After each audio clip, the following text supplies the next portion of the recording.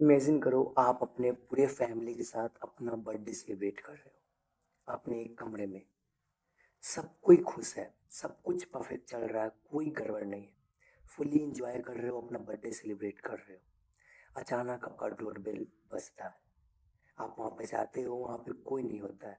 सिर्फ एक बॉक्स होती है, गिफ्ट बॉक्स, और उसके ऊपर एक लेटर, बस और कुछ नहीं। और वो बॉक्स लेकर आप अपने घर में आते हो। उसके बाद आपकी पूरी ज़िंदगी बदल जाती है। Hey guys, this is Aryan Choubey और स्वागत है आप सभी का मेरी इस ट्रैवल स्टोरी के अंदर। स्टोरी है एक अर्ना नाम की लड़की की, जिसे पता नहीं था कि उसके उस बर्थडे पे कुछ ऐसा हो जाएगा जो उसने कभी भी अंदाज़ा भी नहीं किया था। मेरा नाम अर्नब है और ये सब मेरे 17वें बर्थडे पे हुआ था। पापा डेकोरेशन कर रहे थे, मम्मी किचन में थी और मेरी छोटी बहन प्यारी प्यारी रील्स बना रही थी। लेकिन तभी डिंग डोंग, मैं दरवाजे की तरफ गया। डोर बेल बजा था। मैंने डोर खोला पर वहाँ पे कोई नहीं था। एक ब्लैक कलर का बॉक्स पड़ा था, बिल्कुल प्लेन। ना कोई रिबन, ना कोई नेम। उस बॉक्स के ऊपर सिर्फ एक फोल्डेड लेटर, और उस लेटर में भी कुछ ऐसा लग रहा था जैसे वो लेटर बहुत सालों से रखा गया हो। पूरा पेपर सड़ा हुआ था और उस लेटर में लिखा हुआ था, मुझे फंसाया गया है, इस बॉक्स को अपनी आंखों से दूर मत करना, सॉरी अब तुम्हारी बारी है। मुझे लगा कोई स्टूपिड प्रैंक है। मैं उस वक्त उस बॉक्स को लिया और अंदर आ गया। काश मैं उस वक्त उस बॉक्स को छुआ भी ना होता। सब डाइनिंग टेबल के पास बैठे हैं। पापा बोले, लगता है किसी दोस्त ने तुम्हारे साथ हॉरर प्रैंक किया है। सब कोई हंसने लगा और मेरी छोटी बहन कैमरा ऑन करके रिकॉर्डिंग करना शुरू कर दी। मैं स्लोली उस बॉक्स को ओपन करना शुरू किया। बॉक्स ओपन होते ही मेरी तो दुनिया ही फ्रीज हो गई। उस बॉक्स के अंदर कोई टॉय वाय कुछ नहीं था, सिर्फ एक अंधेरा। उस बॉक्स के अंदर लग रहा था जैसे कोई बॉटम ही नहीं है, एक इंडलेस अंधेरा कुआं। मम्मी ने टॉर्च चलाया, पापा ने उसमें टॉर्च डाला, पर ऐसा लगा जैसे लाइट वापस आई ही नहीं। वो लाइट चलती चली गई उस बॉक्स के अंदर।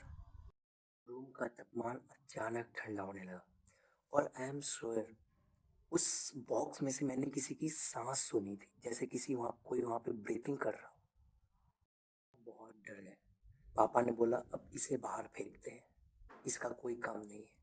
जैसे ही पापा ने बॉक्स उठाया, मेरी बहन चिल्लाई, वेट। हमने टेबल के पास देखा, केक का एक पीस गायब था, जबकि किसी ने केक को टच भी नहीं किया था। फिर मम्मी सडनली कंफ्यूज हो गई। मम्मी ने चिल्ला के बोला, ये फोटो फ्रेम यहाँ पे कैसे आया? ये फोटो फ्रेम तो सेल्फ के पास रखा था, फिर ये डाइनिंग टेबल के पास कैसे आया? धीरे धीरे घर की चीजें एक जगह से दूसरी जगह होने लगी। जैसे ही कोई बॉक्स से नजर हटा था, चीजें अपनी जगह बदल देती थी। अभी मुझे उस लेटर की एक लाइन याद आई, इस गिफ्ट को अपनी आंखों से दूर मत करना। मेरी बहन ने जो वीडियो रिकॉर्ड किया था, हमने उसे प्लेबैक किया, और बिलीव मी, उस वीडियो को देखते ही हमारी ज़िंदगी बदल गई। वीडियो में क्लियरली दिख रहा था, जब भी हमसे में से कोई भी उस बॉक्स से नज़र हटा रहा था, किचन में एक ब्लैक टॉल फिगर कॉर्नर में खड़ा दिख रहा था, बिल्कुल स्टिल, स्माइल करता हुआ। बट बिलीव मी, रियलिटी में वहाँ पे कोई नहीं था। हमें बस ऐसा लग रहा था जैसे कोई हम पे लगातार नज़र रख रहा है। उस बॉक्स के अंदर कुछ ऐसा था जो हम समझ ही नहीं पा रहे थे। मम्मी जोर जोर से रोने लगी। पापा उसी समय उस गिफ्ट को एक बड़े से ब्लैंकेट से कवर कर दिए, और उसी समय घर की पूरी लाइट चली गई। सिर्फ पूरे घर में डार्कनेस था और इमरजेंसी यूज में बस एक इमरजेंसी लाइट थी। और उस डार्कनेस में हमें कुछ कुछ सुनाई देने लगा था। अभी हो सकता है हमारा भ्रम भी हो। वो आवाज़ें कुछ ऐसी आ रही थी जैसे बहुत सारे लोग एक साथ बोल रहे हो, don't look away, don't look away. ये आवाज़ सिर्फ मैंने नहीं सुनी, न कि मेरी बहन ने, बल्कि हमारी पूरी फैमिली ने इस आवाज़ को सुनी। तो हम इसे भ्रम भी नहीं बोल सकते। पापा ने उसी समय उस गिफ्ट पे से ब्लैंकेट को हटाया और हम सबकी मानो तो दुनिया ही फ्रीज हो गई, क्योंकि वो बॉक्स का साइज बड़ा हो चुका था और वो शू बॉक्स से भी बहुत बड़ा बॉक्स बन चुका था।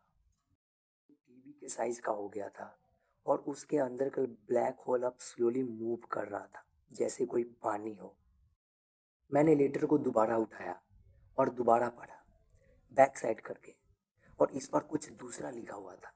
शायद वो इनविजिबल था, या फिर मैंने उस समय ध्यान ही नहीं दिया था। मेरी दुनिया तब हिल गई जब मैंने उस लेटर के पीछे वाले हिस्से को पढ़ा।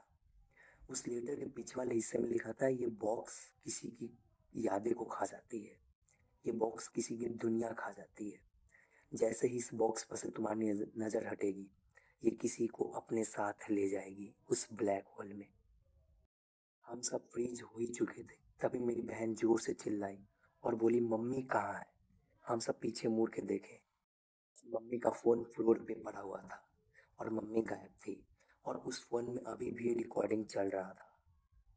मम्मी की चीखने की आवाज़ आ रही थी, जैसे मम्मी को उस ब्लैक हॉल में उस बॉक्स ने कैद कर लिया हो। रात के 3 बज रहे थे। अब सिर्फ घर में 3 ही लोग बचे थे, मैं, पापा और मेरी छोटी सी बहन। हम बॉक्स को डर के मारे कंटिन्यूअसली देख रहे थे, बिना ब्लिंक किए हुए। कोई भी 1 मिनट के लिए भी अपनी आंखें को नहीं हटा रहा था। लेकिन आखिर एक इंसान कितनी देर तक उस चीज़ को निहार सकता था? मेरी बहन रो पड़ी और 2 सेकंड के लिए वहाँ से अपनी नज़र हटा ली। एकदम पापा गायब और फ्लोर पे स्क्रैच मार्क्स, जैसे किसी ने पापा को घसीट के वहाँ से ले गया हो। तभी मुझे उस बॉक्स में से पापा की चीखने की आवाज़ आई, आरव हेल्प। और तभी मैं उस बॉक्स में देखा, तो उस बॉक्स के अंदर मुझे अब एक अलग ही दुनिया नज़र आ रही थी। और अचानक मेरी बहन भी गायब हो गई और अब सिर्फ घर में मैं बचा था। और मैं कंटिन्यूअसली उस बॉक्स को देखता रहा और सुबह तक उस बॉक्स को देखता रहा, डरते डरते, रोते रोते। और सुबह सुबह मुझे पता नहीं क्या हो गया, मुझे नींद लग गई। और जब मेरी आंखें खुली तो मैंने देखा वो बॉक्स वहाँ पे था ही नहीं, सब कुछ गायब था और सब कुछ ख़त्म हो चुका था। सिर्फ मैं बचा था घर में। ये थी मेरी उस बर्थडे की स्टोरी। अब मैं सिर्फ अकेला हूँ अपने घर के अंदर, सिर्फ अकेला रहता हूँ, अकेला जीता हूँ। मेरे पापा, मेरी मम्मी, मेरी बहन सब उस बर्थडे में चली गई। आज के बाद, उस दिन की रात के बाद मैं कभी भी अपना बर्थडे सेलिब्रेट नहीं करता हूँ।